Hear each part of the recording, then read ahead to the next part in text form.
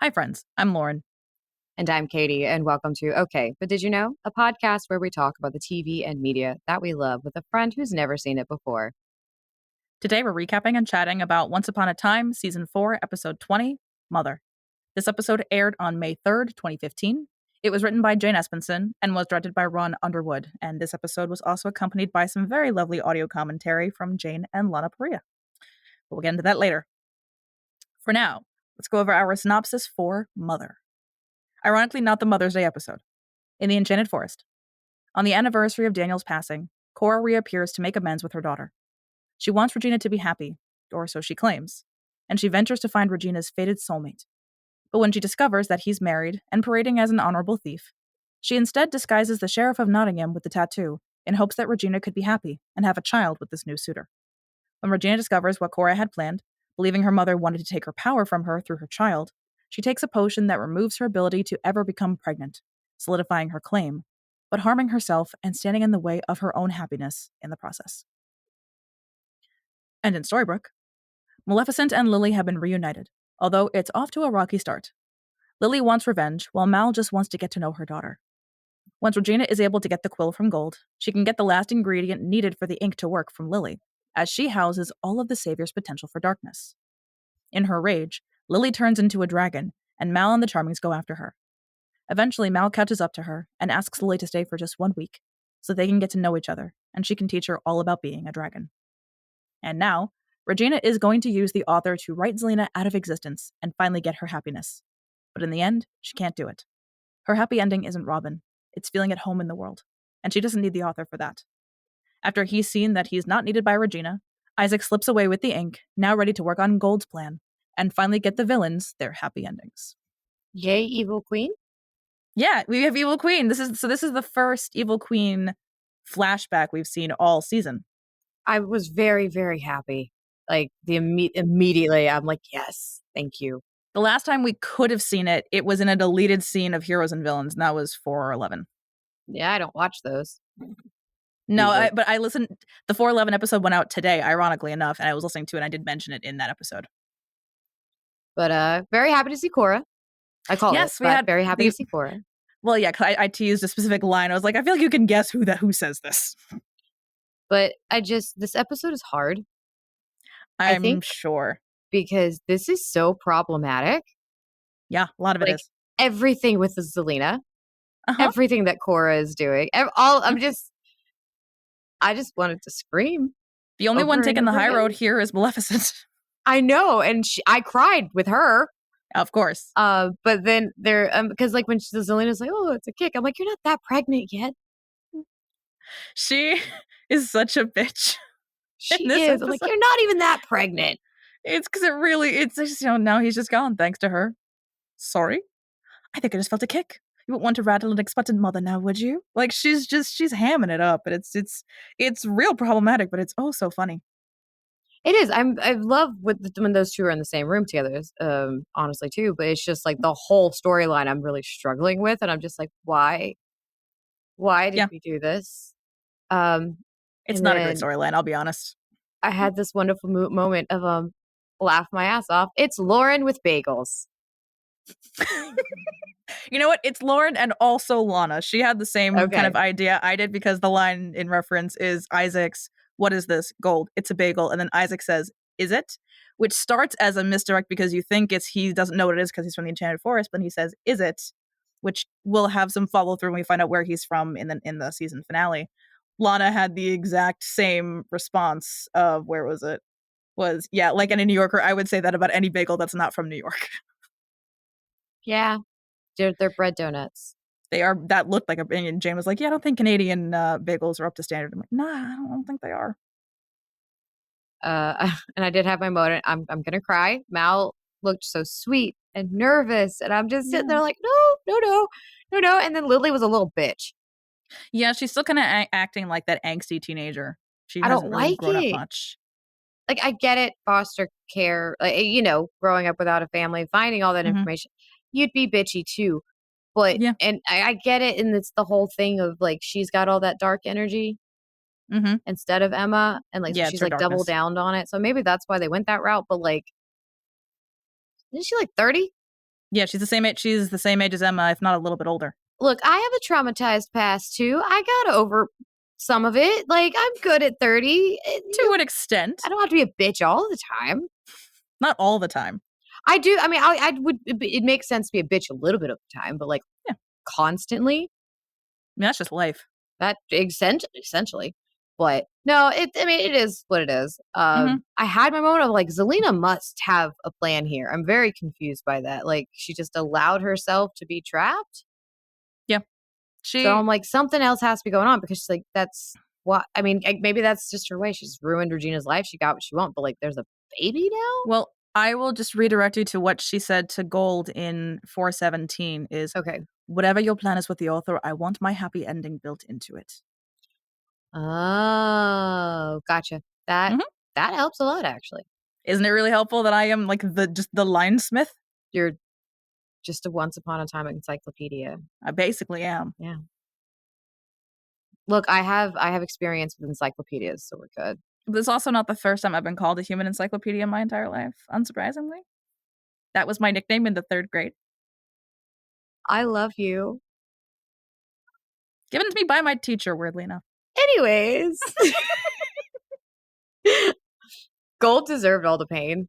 Oh, yeah. Every tiny bit of it. And I was so worried that like Belle was going to walk in or something. And I'm like, really thankful that wasn't the case there. Yeah. But the author talking about Regina, I wrote the whole thing down because it's just too good. It's the best line ever. And it's the most meta thing ever because it's Jane Espenson that wrote this. And it's like, perfect. Go right ahead. Very clear goals plus totally damaged personality with a self-destructive streak.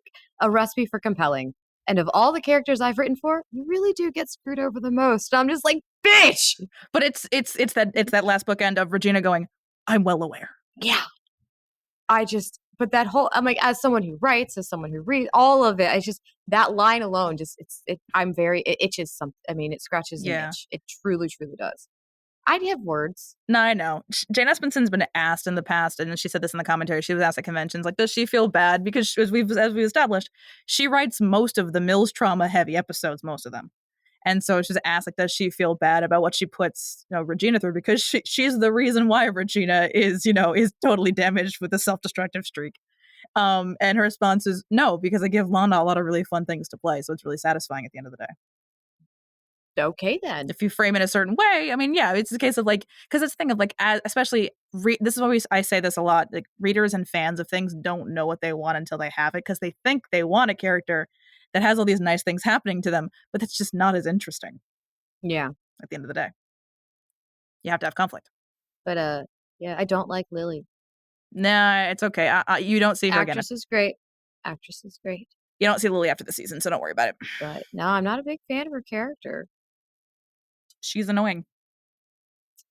And I did realize while watching this, our asses could just sit in Granny's and know everything that's going on in the town. Yeah, basically. Just let's sit in Granny's, listen to the gossip, because no one's quiet. Mm-hmm. In one of the Granny scenes, the Wiki didn't say which one, but in one of them, there's a pair of young women that are extras sitting at a table. One of them is Beverly Elliott's daughter, and then her friend. Oh, cool. I thought that was cute. I loved Cora. Yes, hello, get out, Henry. That's also one of the best lines. Like, I'm dead. Yes, hello, because to be fair, he is her husband technically. So, and like he's more surprised than Regina, because Regina's obviously knows that all he knows is that Cora was banished to Wonderland. But Cora, I mean, how would you feel if you walk, like suddenly you're just living your life and your ex decides to pop back up? Like, I thought you were gone. I mean, are you remembering that happened to me on Friday? Oh yeah, it did. How did that feel? It felt weird for a multitude of reasons. So I think Henry probably felt the same way, except for she's a little bit more murdery. She's a little more murdery, and they're technically still married. Oh, like technically speaking, separation. She's not dead, but still, just because she's the Queen of Hearts doesn't mean they're not married. What's actually interesting is we're going to see an interaction between the two of them in season 5, which is one of my favorite flashbacks, and it pieces together a lot of different disjointed timelines of Regina's storyline. Thank goodness. Which is really good. It's a really well placed flashback, and it's an interesting look into their dynamic because we really don't see that ever outside of that flashback. Ew. In reference to what? There's so many things it could be. Nottingham. Okay, yes. I just said that ew, no. I would like to be compensated for having to watch that. You're entitled to compensation. I am entitled to compensation. That was quite literally torture. Well, yeah, but disgusting. I'll give kudos to this. When it came to the scene at the beginning with him and Cora, he played it away and they wrote it in a way that, like, when he's going up and like flirting with her or whatever, that's sincere. He thinks she's an attractive woman. Yes, she's covered in like jewels and like gemstones and whatever, so maybe he's attracted to the money a little bit too. But it's not a case of he's not like flirting with her with any other motive than this is an attractive woman. Let me go talk to her. Can't blame him. It's because like it's common, and like with Barbara Hershey's gorgeous, but like it's obviously very common when you have an older woman in that situation that you'd think it'd be more of like a nefarious kind of flirting situation, but it is in fact not, and I think he plays that aspect of it very well. He plays it very well. Him pretending to be Robin, he's a misogynistic douchebag. It physically made me ill. I wanted the lion to take a bite out of his face. I'm good. No, thank you. Yeah. Nope. Anyways, I loved all the dragon. That's fun. Yeah. Like, I think I like Lily better as a dragon. Dragons are cool but expensive. And I liked the line "scary dragon bitch." I'm like, I'm here for that. I like that. That was dragon bitch or scary dragon bitch was part of many people's Tumblr URLs back in the day. That makes more sense now. Yeah. And Regina sterilized herself? Yep, that's basically what that is. That is confirmed. That is essentially a magical hysterectomy, essentially. Yes, that is exactly what happens there. And I have whole rants about that, but there's a couple of lines out of that really strike me as very, very powerful moments. Is when she's kind of talking to Cora, and Cora's, trying to explain what her reasons were. And to be fair, we never really know what they are, because it's a case of how can we trust what she's saying? But it's Regina when she says, "And when I die of a mysterious illness, you're the power behind the child-sized throne," which is a very obvious motive. Oh, yeah. And I completely believe Cora doing that. And then you have Cora kind of not goading her, but just kind of, she is, I could almost see she could pull her back from the ledge. But we have Regina's line, which gets me really hard, which is, "You made it clear you don't think anyone's going to love me, so why not make it official?" And then the thing that if Cora hadn't said this, I think she might have been able to talk her down. The line is, "We both know you're not going to drink that, so why don't you just put that down and we can fix this?" And then that's when she says, "You don't think I'm strong enough to do this?" And then Cora doubles down, and this is where it all goes to hell, is, "Stupid girl, you think it'll make you strong to hurt yourself? It does if it hurts you more." I think if we'd taken out that almost infantilizing way she says, "Put that down and we'll talk about this," if she hadn't done that, I think Regina could have been talked out of it. Right. Cora is Cora. Cora is Cora. And this brings a whole new breadth of, I think it was in Welcome to Storybrooke in 217 when Owen asks her why she isn't a mom, and she says, "Didn't work out that way, I guess." I mean, she is a mom, but yeah. She is. I mean, in terms that she adopts Henry, obviously, but there's also another thing that I'll bring up in a little bit that connects back to this exact moment. But yes, Regina did in fact sterilize herself. Yeah, which also still furthers the thing of why she and Leopold never had a kid was probably his fault, because that was up before this. People misunderstand things because they don't pay attention. Human? They're human, but it's a case of like people just don't watch the show. They're like, "Oh, well, Regina took that potion," which is why she never had a kid with Leopold. Like, nope, timeline wise, this is decades later. Damn. It was a decade later, at least. So, yeah, she did that partially despite her mother, which is not the greatest of motives. It's a hard episode to watch. That didn't affect me too much. I think I'm still I'm reeling over Zelena and this entire problematic line of, yeah. Can I say non-consensual? It's non-consensual. That is not consensual. I'll say this: the kid aspect, the baby, she turns out fine. Okay. I'm gonna say there's the kid will be okay. There's a line from the season 5 premiere that give us most of our hints about Zelena, because the line that she says is, "Now I have someone who loves me and only me." So she, gotcha. For almost the same reason that Regina, for almost the same reason that Regina took the potion, You made it clear you don't think anyone's going to love me. Why not make it official? For that same reason, but flipped, is why Zelena chooses that route. Mm-hmm. So it's two sides of the same coin. So I don't know if that makes it any better. Still non-consensual with Robin, but the kid ends up okay. That helps. That helps. It helps. It's just the kid doesn't become a bargaining chip, if that helps at all. The kid is never like, is never a bargaining chip, at least not amongst them. There's someone else coming in season 5 that's only going to use the kid for like the briefest of moments, but very bright. Nothing is ever going to be as bad as Lena taking Neal out of Snow's arms. Nothing's going to ever be that bad again. Thank goodness, because I don't like when that stuff happens. I'm like, I'm mom. Aware. Can we not? Yeah. No, it's like Zelena, in the end, she does right by the kid. So there's that. As you should. So is that it for your notes? Yeah. Okay. It was hard to write anything else after that. Yeah, no, that's fair. I mean, there is the ever iconic line that this is Janice Winston writing, is, another woman defining her happiness relative to the love of a man. Oh, it's sad, really. That is a good one. She's one for the girlies. She gets us. And then Robin isn't, my happy ending. My happy ending is finally feeling at home in the world, which is what I say all the time. And people are like, but her happy ending should be Robin Hood. I'm like, who cares if that's what you think? Why does it have to be relying on a man? Why happy endings don't have to be true love? Like, that's nice. No. And she says he's just a part of that world. But, just saying. So for fun facts, I actually don't have, I have one fun fact that isn't in the commentary. Everything else came from the commentary. Okay. And they gave me a lot. The only fun fact I have is an international title fun fact, which I find hilarious because most of them were some level of mother or something along those lines. And actually, I mentioned that this alternate title in the episode. So, ironically, the French international translation for this episode being Mother is Heroes and Villains. Oh. Ironically, and so our episode that's titled Heroes and Villains, theirs was The Point of No Return. Interesting. It's very interesting. It's very interesting. Yeah. So I'll do my best to kind of bring in my own thoughts and the commentary at the same time. There was a lot of commentary, and also I had a lot of thoughts as well. So there's always that. Yeah, you're like, oh yeah, no, they didn't stop talking, and I'm like, oh boy. Those are my favorite kinds of commentary though. Is like when you honestly, as long as it's an episode that I've seen enough times, and this is one that I've seen the episode enough times. I think I've only ever watched this commentary once though. Because this one took me. I was pausing it a lot actually because for some reason my season 4 DVDs the subtitles are weird. Oh, I hate that. And it's the whole season. I tried it on every DVD. It's every season. The subtitles that should be the commentary subtitles were the episode in Spanish.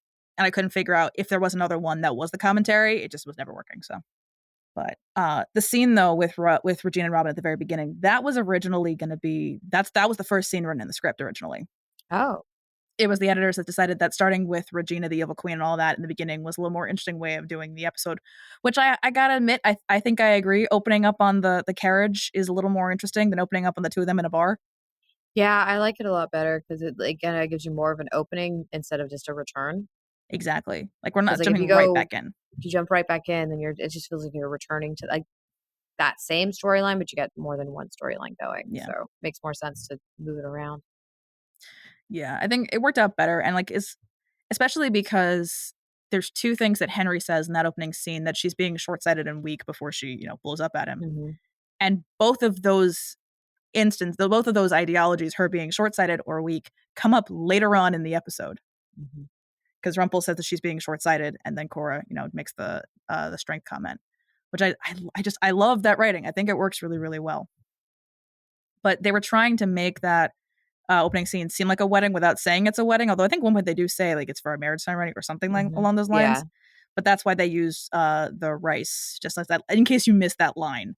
That way you knew this was a wedding that she was destroying on the anniversary of Daniel's death. But we have the wonderful line of "I was going to spare you, but someone made me angry." I love her as evil, like seriously. And apparently love her growth. I love her growth, but sometimes going back to like original evil queen, it's just enjoyable. Well, it really is, because I say this all the time. It really feels like when she doesn't get to do it a lot, Lana seems to really revel in being the evil queen when she hasn't been doing it for a while. But I also understand that, like, because she hasn't really done it as consistently as she did in season 1, I can see that is exhausting. Because you have to be at such heightened emotions the entire time. And, like, at least she's got to be at heightened emotions in general, because that's just how Regina is as a person. But with this, she kind of gets to like at least not be in evil mode all the time, but clearly she's having a lot of fun. And she did say it was, she loves working with Tony Perez, who plays Henry Sr., who they keep calling the valet. I'm aware that's his role, but like he's got a name. He does. I don't know why it's her father, so he's still Henry Sr. But she loves working with him. She hates that Regina's always mean to him and yelling at him, but he's just like one of like the nicest, most hardworking people, which is always good. And she said the same about Barbara, which she always does. But I do like the scene though with Regina and Robin in the bar. They originally were trying to get the exact same bar they had back, because it's meant to be the same bar that Emma and Neal had their conversation in Manhattan. It's meant to be the same bar. They tried to get the same location back. I think Jane said they didn't get the exact same bar, but it's very, very close. But Lana said it was very intentional that they had Regina where she was sitting and Robin where he was sitting, because that's mirroring Emma and Neal in their conversation. Oh, wow. So they're very intentional about that blocking. And, Regina's being very pragmatic, and Robin is trying to see, like, the light at the end of the tunnel, even though he has the situation with the child. He's like, we're together. That happy ending is still possible. And he's not wrong. Now it's just gonna look a little different. But then Regina has that line of, there's a link, this connection that the two of you have that we never will. Mm-hmm. That's all culminating in that final scene. So I wish we'd gotten more from him about it all. Yeah. Robin is a case of, he's essentially set dressing, which we don't see very often about with men characters. Yeah. Like, it's been a while since I've brought in A Death Becomes a reference, but I stand by this, actually, now that I'm thinking about this. Robin is the situation as Ernest is to Death Becomes Her, and in that they're not necessarily fighting over him. They're using him to fight with each other. Yeah. That's how it is. Death Becomes Her, and I would say that's exactly what this is. Is like they're not fighting. I mean, they're not fighting over Robin because Celine doesn't want him, but they're using him. He's a device. He is set dressing in the story. So not that his emotions don't matter, but it's just rare that you see that. It's rare when you see that for a male character. Yeah, I mean, I know you just used Ernest as an example, but still, that's how rare it is. Like, exactly. I thought of one. Because I know it's because of the musical, but if you base it off of the actual movie reference wise, that is well. It's the same case. It's very old, but like that's very few times that I can actually think of that situation. Yeah, because it's not very often that you have two women characters that have such a heightened relationship where they can do that. And like in Death Becomes Her, it's a case of that turns more into a buddy flick. They kind of they make up at the end. I mean, these two, they make up at some point eventually. And like I would say their specific trauma, I say this all the time, is one that can only be solved through time. Yeah. Well, Zelina's got to get over shit. Zelina's got some stuff to get over, and they both have some things they got to figure out. But like it's time that is given to the relationship. Just unfortunately, it's time that we don't necessarily get to see because there's a significant time jump between season 6 and season 7. That's understandable. So like, but where the relationship is in season 7 makes sense for how much time has elapsed. Is all I can say is like their trauma is fixed through time, which they get. Just we don't get to see it, which is okay. Just nice to know it happened. Yeah, and there's more left to their relationship, so we'll see how it all goes. But kind of back to what I was saying before about like kind of the way Cora talks to Regina and almost infantilizes her almost the entire episode, I would say. It's like it's interesting to really see Regina keep up that evil queen facade around Cora, because this is the first time we've seen these two interact. Like we've seen Regina interact with her mother, but never quite like this. And she did ask Jane Espenson about she asked her about the timeline at first, and she was like, "Well, actually, I'm not sure." I'm like, "No, let me see if I can find it in my notes because there's a lot here." Yeah. So Lana asks if this episode was before or after Queen of Hearts, which to be fair, this is well before Queen of Hearts. Then Jane made the comment about Andrew Chambliss being the timeline keeper, but then Lana, like she said, like no, she has to. She eventually realized this was before all of it because she, with her own scripts, she makes a lot of calls to Eddie and Adam to kind of keep the timeline for Regina straight as best she can because she feels like she has to for where she is in that time in the character arc. And they did then blame the keeping the timeline straight on the writer's assistants. So we can blame the writers knowing nothing on just deciding they didn't need to. That's great. Yeah, sure. Let's go with that. Okay. Let's go with that. But, with so much of with this, it's hard for Regina because she does almost kind of go back into like that teenager kind of mentality with her mother. It's that switch is flipped pretty quickly where she's just so annoyed by her mother. It's hard not to turn back into that because last time they saw each other was when she pushed her through the wardrobe. Yeah.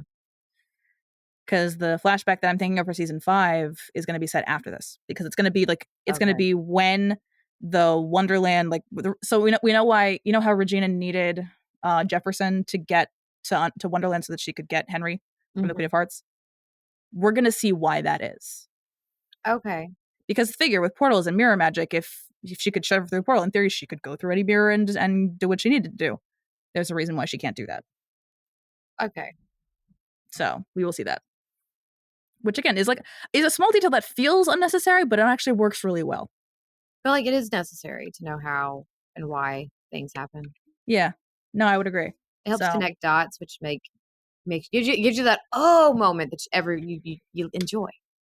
No, exactly. And like I've said, like that it's a very well needed piece of Regina's story arc.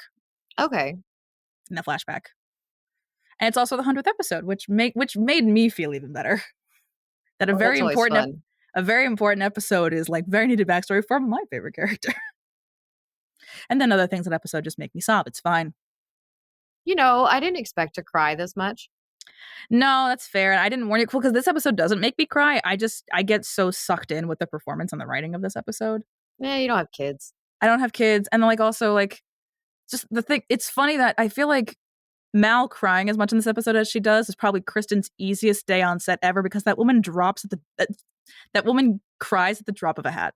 She's really good at it.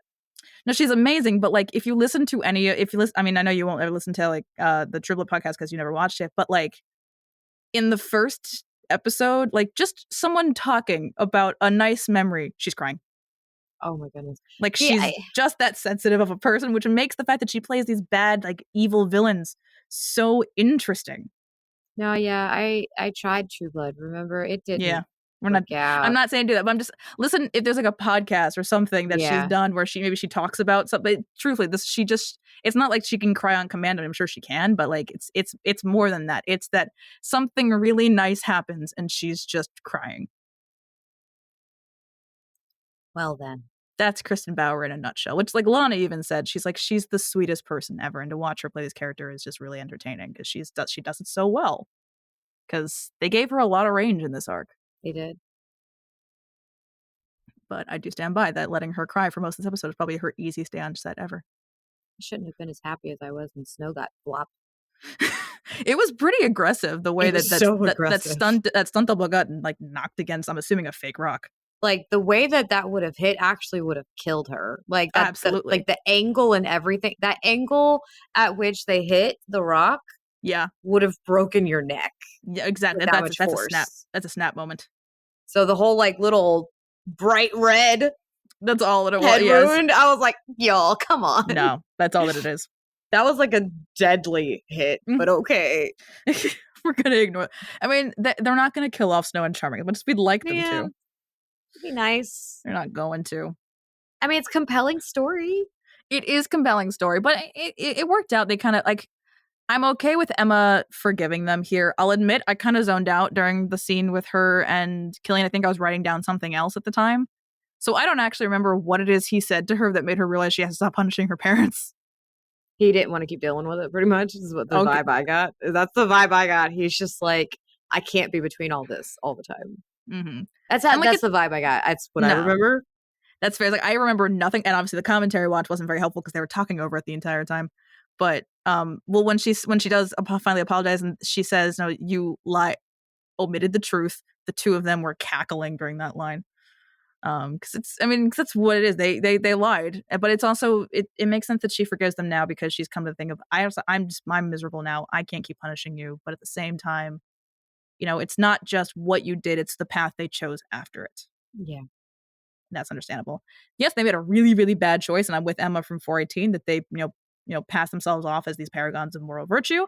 Maybe not the best way to go about things. But I mean, I still don't forgive them for putting their newborn child, in a wardrobe. So, I mean, there's no way I'm going to forgive them for Abandoning a baby. And that was only 164 episodes ago. Only 164 podcast episodes ago. Oh, did you know that I could really hold a grudge? Like, I'm really good at that. It's the fun part of being a Capricorn. You're talking to a redheaded Scorpio. Oh, wait, we're the same. You're exactly the same. We talked about that recently. I'm like, I'm a Capricorn. I have issues. We all do. I'm just the friend group's like residential Capricorn, though, because both of you are Scorpios. Mm-hmm. Thank you. You're welcome. Like, what did I do? You've been welcomed into a very elite group.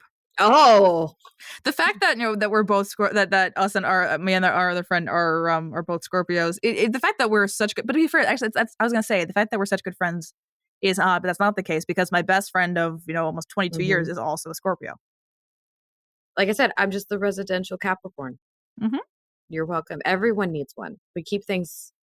I was going to say organized, but you do that. Never mind. Yes, I'm the organized one of this group. Hold on. I'm organized.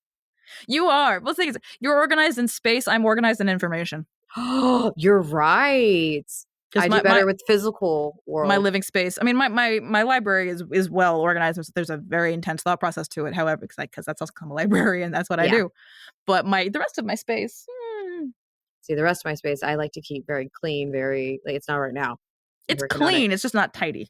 I organize as much as I can daily, but I also have 4 people in my household and doom piles for everybody are everywhere all the time. So I have this thing I'll actually tell everybody, I don't care. The floors are clean. Clean all of the surfaces off. We take a moment to clean all the surfaces off in the house because they're covered in crap. Yeah. So, yeah, I have to be that way. No, exactly. Or I would never find anything. No, I know. I'm well aware. Because apparently mom knows where everything is. Yes, that's how that works. You would lose count so quickly if you tried to count for just a day. Mom, where's this?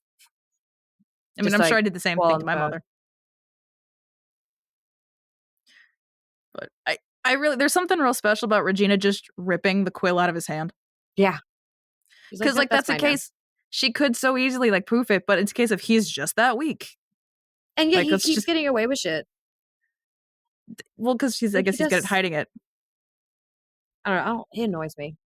No, I know he does. Which at least he's on death's door in this episode. So you got that going for you. Yeah. It's a step in the right direction. It is a step in the right direction. Back to and Maleficent and crying.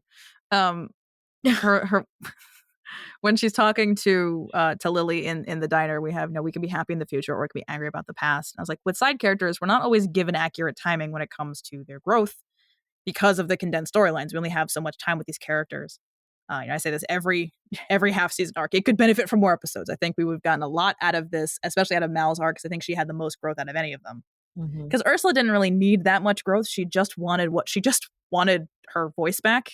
That's it. And Cruella wanted the ability to kill people back. So there wasn't a whole lot of growth for either of those two.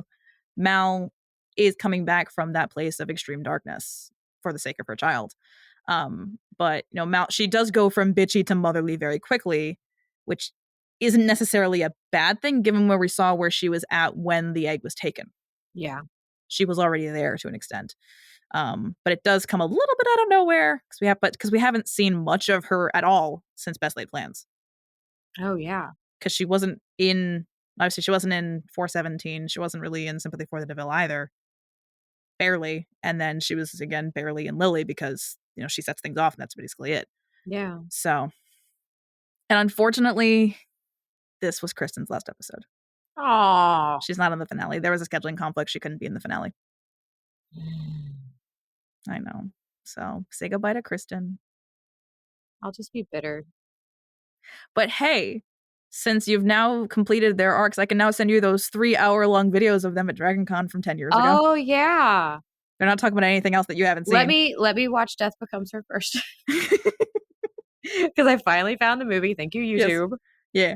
I did. The moment I saw it, I was sitting down to just drink my coffee. And sometimes if I want to work on something, I'll bring up YouTube to put on lo-fi or something while I wake up and drink coffee and do my thing. And I started scrolling. Yep, there's the movie Death Becomes Her with ads. I clicked it immediately. I was like, finally, I can finally do this. So I will be able to watch the stage performance now, and I'm very excited. Mm-hmm.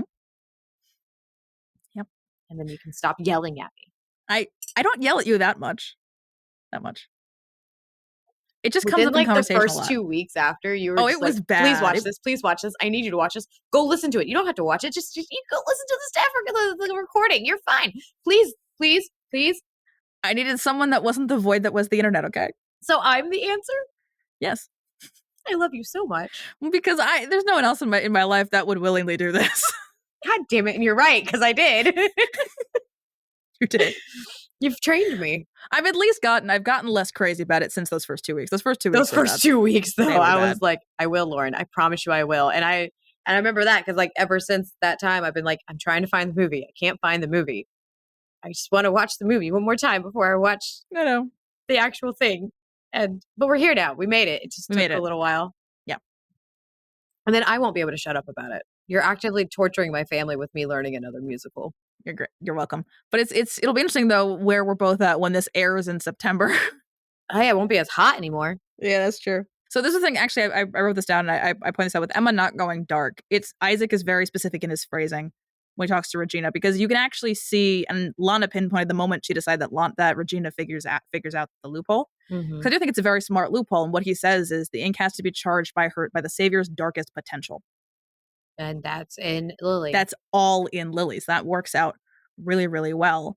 Yeah, so she decided the moment that Regina realizes how to get the ingredient they need, even if the audience hasn't figured it out yet, she makes a face as the author is telling her how she gets screwed over. It's like right before she says, I'm well aware, she's looking down at the quill and makes a face. Oh. That's her realizing exactly when that moment is. That's such a smart loophole. Because yes, you need save your darkness. It's all in Lily.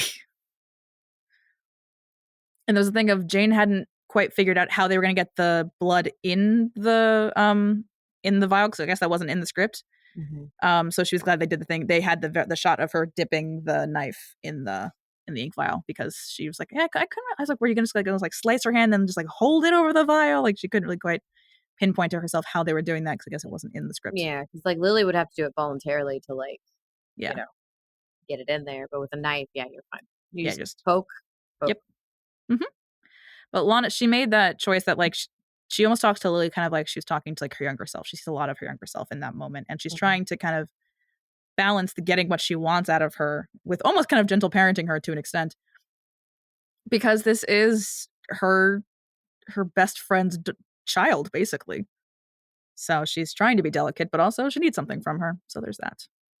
Let's see what else we got. We're still I haven't even done like most of the commentary stuff that I've written down. Wow. I know, because I'm trying to intersplice it, and it's really not going so great. But I did love this though. So right when Henry does have the Cora, yes, hello, get out, Henry. He's brushing her hair. In the script, they had him putting like papers down, like for her to sign. It was Lana's idea that they have him having that tender moment and brushing her hair instead. Oh, and they are really close. They're very close, and it's also a stark contrast. Like they're having the tender moment, and Cora waltzes in and ruins it basically. And they talked about it in the commentary because Jane's like, yeah, it was different in the script. And Lana just goes, it's my idea. She's like, oh, that's very smart. Because she knows her character really well at that point. Like it shows how collaborative all of this is. Which I really enjoy. They listen to their actors too. Yeah, that too. That means a lot. Yeah, they're like, I have an idea. And at this point, most of the directors have all worked on the show before. Yeah. So they know who they can trust with ideas. And for the most part, that's most of them.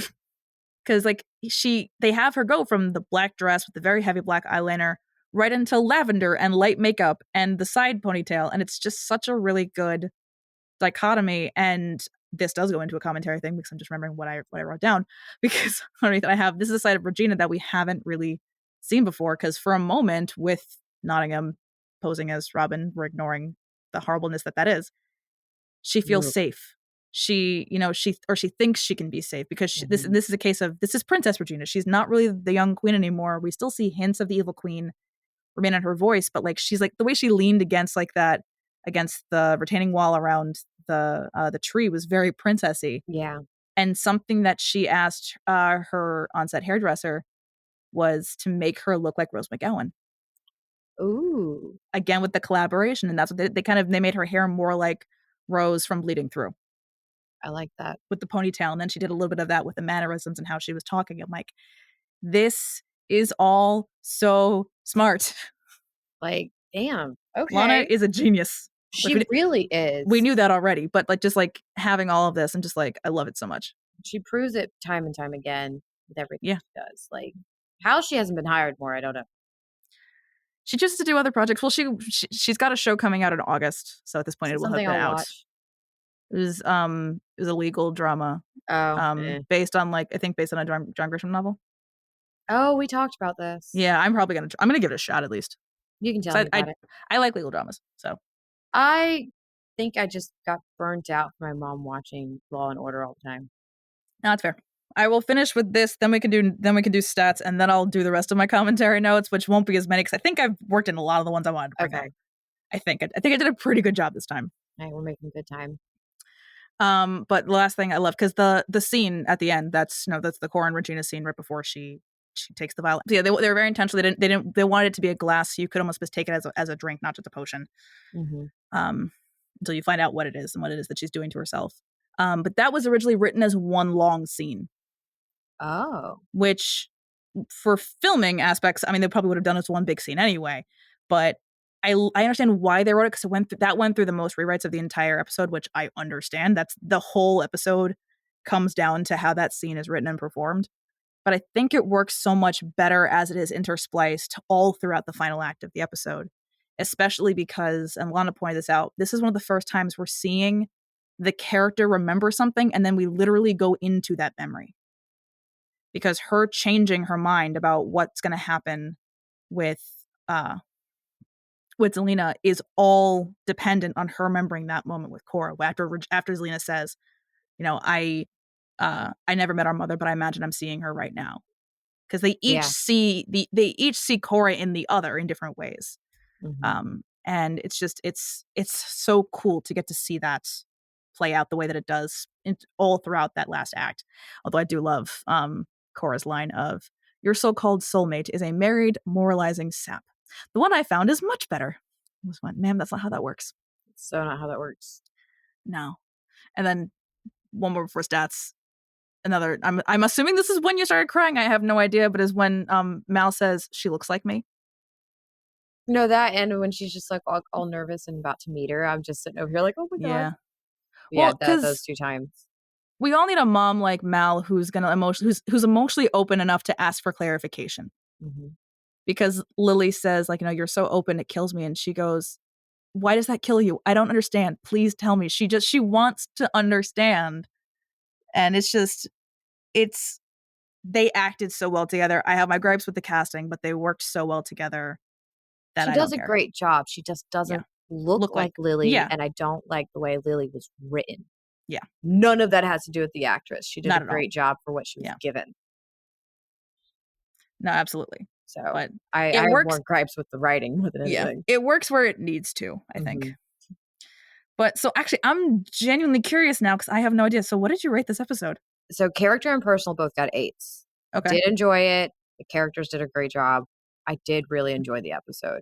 But plot has a 6. That's reasonable. So it's a 22 because this is so problematic in so many ways. And like it is self-harm. That one didn't affect me as much, but I still don't like exactly how that went either. Like the Starlight. No, that's reasonable. So I have some gripes with the episode, but I did enjoy watching it. It's just I can't get past some of these things in the plot. No, it's understandable. Why? Most of the writers are men. Most of them. Yeah. I gave this a 30. Oh! That almost never happens. No, it what happened, but the thing is, I think I said this last week, I think during the Bob's episode last week, I love when we have the same score that's not a 30, and when we have vastly different scores.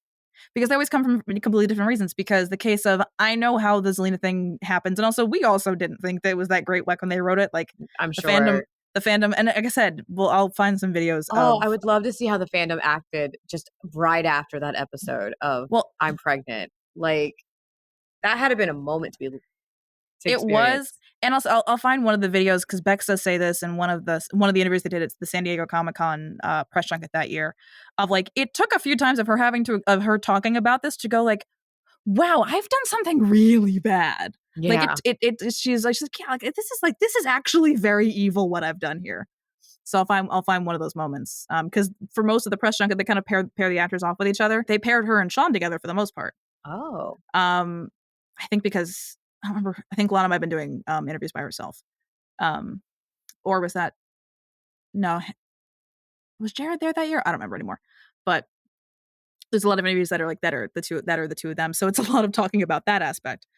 So it's not great. So I understand why your score is so vastly different than mine. And for me, it's a case of these things.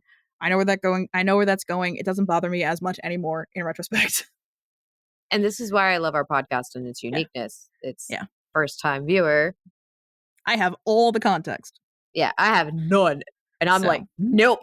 And like, to be fair, you may stay with jail. You may stay with this opinion the entire time. I don't know. And like, I'll admit, Zelina does in fact use like the pregnancy, at least she tries to use it to her advantage a lot. Ugh. Like just the fact of like, you can't hurt me, I'm pregnant kind of thing. Which to be fair, then they don't. So there's that. But yeah, so that's, and like what I love about this episode, again, it's brilliantly written for the most part. Brilliantly performed, and it's such a necessary part of Regina's backstory that I can't help but get sucked in. Barbara Hershey's back on our screen. Yeah. Oh yeah. I'm weak. What can I say? So for a couple things that I haven't mentioned, I will not make this episode an hour. In theory, she thinks. In theory, but because we're saying before about, hey, if you just sit in Granny's, you'll hear everything. The fact that Rumpel poofs them out of Granny's rather than they just walk out because like he stumbles and like clearly his heart is failing. Originally, they were going to have the two of them walk out of Granny's, but because the reunion was happening basically right at the same moment, they would have had to walk out into that. So they rewrote it that way. That way you don't have like those two moments collide. Oh, that would have been weird. Yeah, so that was a smart redirect of that. And the reunion was originally scripted at the town line, very misty, early morning kind of thing. But because of production reasons, it got moved to the center of the town, broad daylight. None of that. There was a lot of. It was longer. There was a lot more hugging and things. And I think Lana said we're a hugging family because the on-set photographer caught Regina and Henry reuniting, which we don't see. Obviously, we don't actually ever see her get out of the car. But fans were on set that day, and this was something I don't think I've ever mentioned this before. Fans would go and watch filming. Oh. And like Lana said, this was probably one of the best days for visitors to come to set because it was a beautiful day. It wasn't too cold. And I didn't realize that the crowds were this big. She said, we normally have about 100 to 300 people watching. They're very loyal, dedicated fans that will stay for the whole 12 to 14-hour day. Oh my God. And just watch. And like, that was always a thing. Like, but like they had to be far enough away, obviously because, and to be fair, if you were going to be out and about in town, like if you were doing something in town, like the people walking around in the background aren't extras. Like for the most part, they're people going because the businesses are all open. They live there. That's their town. But I think it was the season one finale. They had to make sure everyone was far enough away they couldn't really hear what they were saying because they didn't want to reveal, obviously, to anybody that Snow and Charming, that the curse broke. So they actually didn't have them say Snow and Charming. They had them say something that was close enough that they could ADR over it. And like there's a lot of like from fans watching set, we knew a lot of things that happened before they aired. We had a lot of that, but it was truthfully fans would do that. And like we have a lot of like really great pictures and like moments of like, you know, the cast. Like I think it was around Halloween, they brought candy and everything for everybody. Oh my God, that's so cool. Like there's a video. I think it might have been from it had to have been from early season or I guess mid season 5 because it was. Oh yeah, maybe it was while they were filming 5B because it was. I'm pretty sure it was Lana, Bex, Colin, and Victoria. Oh, cool. And so they're all making jokes of like, no, don't take candy from the Wicked Witch and all that. Like they were making jokes. It was funny. So, this was also hilarious. For when Regina takes Lena to the asylum under the hospital, there was a joke that got cut for time about Regina taking her down there, saying it's family business. And apparently, Charming said, "Well, technically, I'm your son-in-law." Like, I'm glad it got cut. We don't need that. Nope. No, thank you. Nah, I think we're good. We're good on that one. No, thank you. No. I like the fan stuff though because it makes me think of like The Walking Dead and how they needed so many zombies that Yeah. you could just go to a like casting just for zombies, and they had like Yeah. zombie class and stuff like that. Like the amount of people who can say that they've been in The Walking Dead is a lot because they had a Yeah. shit ton of zombies. Yeah. I don't know if I ever told you this. I could have been an extra in Manifest. Oh, that would have been so cool. Because I live in the general area that they were calling for the pilot.